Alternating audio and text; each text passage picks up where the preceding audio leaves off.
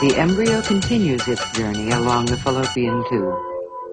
About 1 week after conception, it reaches the uterus, which is prepared to receive it with the network of blood vessels and glands. By this time, the embryo has become a fluid-filled sphere of nearly 100 cells.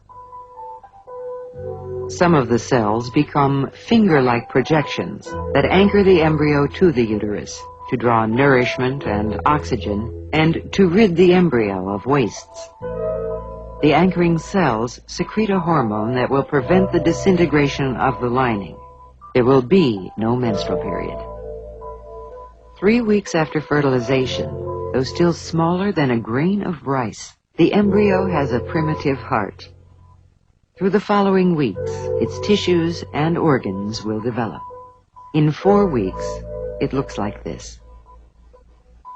5 weeks, about the size of a pea. 6 weeks.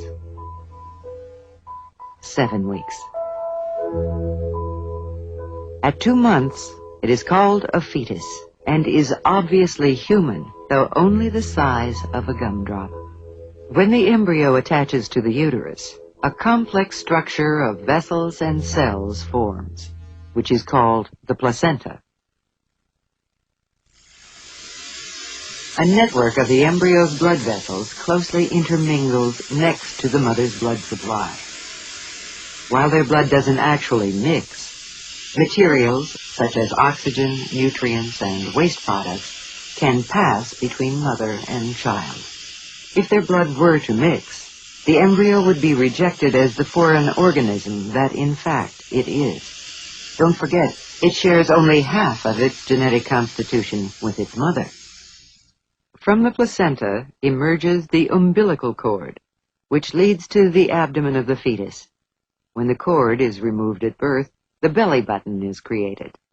During pregnancy, the placenta and umbilical cord serve as pathways for everything the fetus needs to grow.